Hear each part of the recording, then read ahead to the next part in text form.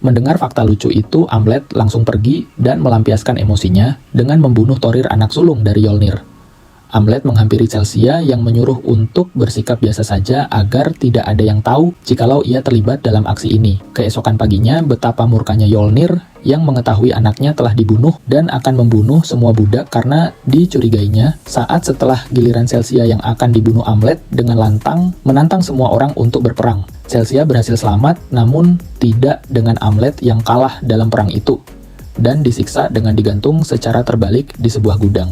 Saat keluarga kerajaan disibukkan dengan upacara pemakaman Thorir, Celsia berhasil menyelamatkan Amlet dan kabur dari desa itu, dan mengungkapkan perasaannya terhadap Amlet dan membujuknya agar tidak lagi berambisi untuk balas dendam. Uniknya Amlet mengiyakan suruhan itu, dan lebih memilih hidup tenang dengan Celsia. Mereka menyeberangi laut ke desa lain, menggunakan kapal kecil yang menyamar menjadi utusan Yolnir. Celsia mengungkap bahwa ia sudah hamil selama 2 bulan.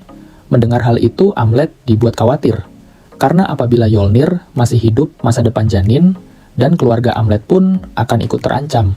Sehingga satu-satunya cara untuk tetap aman, Amlet harus membunuh dan membantai Yolnir, beserta pasukannya yang untuk kemudian Amlet berenang menuju kediaman Yolnir kembali. Setibanya, gunung berapi meletus bersamaan dengan Amlet yang membantai satu persatu panglima perang Yolnir, hingga pada akhirnya ia diserang oleh ibu kandungnya sendiri, dan ia harus membunuhnya, yang ketika Yolnir mengetahui hal itu dengan santai, ia mengajak duel Amlet di atas gunung berapi sehidup semati.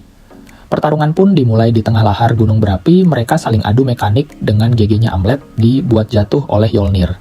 Dan disinilah posisi kritikal pun terjadi ketika Amlet teringat kepada Celsia dan juga janinnya yang membuat adrenalin Amlet kembali dan berhasil memenggal kepala Yolnir. Namun sayang Amlet juga harus terkena tikaman maut yang menembus dadanya. Akhirnya mereka berdua pun meninggal secara berkala. Tamat.